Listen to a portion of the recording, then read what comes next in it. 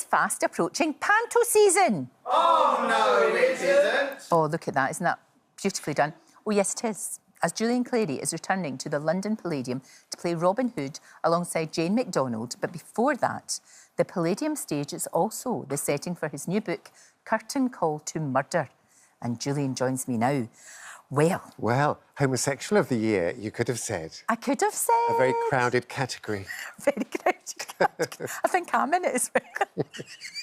Now, look, what a great idea, because you know this venue so well. Well, they say write about what you know. And you know the Palladium inside out. And it comes actually from, you know, when you're waiting in the wings, waiting for your cue, and you look up and you see all the lights. This is similar, actually. You know, it's dangerous up there, isn't it? Anything could drop on you. Anything could drop on you. Actually, it could. I was just daydreaming about a crime in a theatre.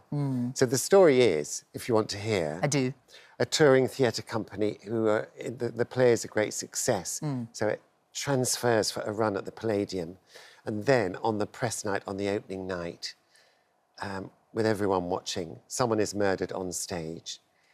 And the dresser is the person who has to work out... She's the amateur sleuth, trying to work out who it was. Do you know, I like that you've made the dresser sort of front of stage, because dressers are so vital, aren't they? I mean, you know, I love the movie The Dresser. That was amazing anyway, in the play.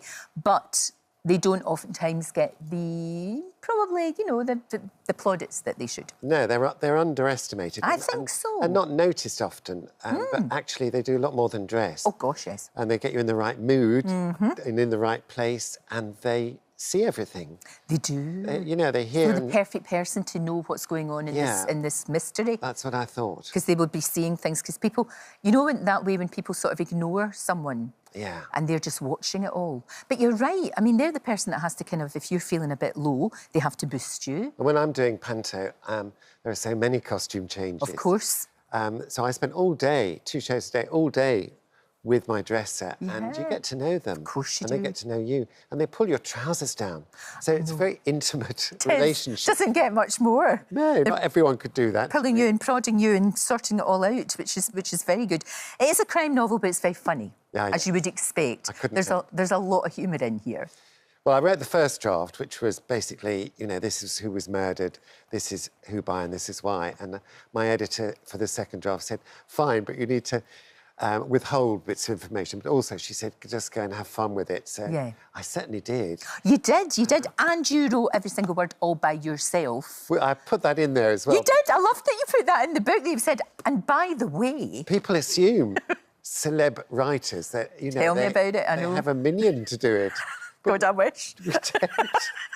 I wish. But you wouldn't get the same... I mean, when you see this book, the satisfaction of that... I mean, I know you love what you do, of course you do, but isn't there something really special about seeing this in your name? Yeah, it is. On a book? The thing with comedy is it's gone. You know, as soon as you've had your laugh, it's lost, whereas the book is then... I like the idea in 50 years after we've all gone, someone might pick it up and have a laugh. Yeah. You know, for my life, whatever I'm doing, it's all about making people laugh. Of course it is. So I can do that in a book as well. Yeah, well, that's what I really like about it. It's very different. And you use a lot of things like WhatsApp and, you know, new tech in there as well. Well, with my children's books, when I was doing signings, parents would often come up to me and say, oh, my child is a reluctant reader and your books have helped because they're heavily illustrated. So I think the same applies to some adults.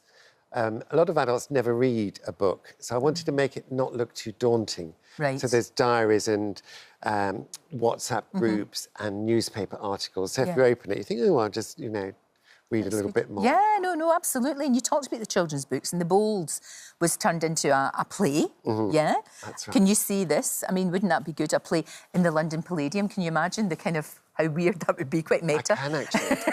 I can. And I didn't... When I wrote it, I thought I'll write about the Palladium, and I assumed somehow, when it got to the legal stage, that they'd say, no, you can't... It's got to have a fictional theatre.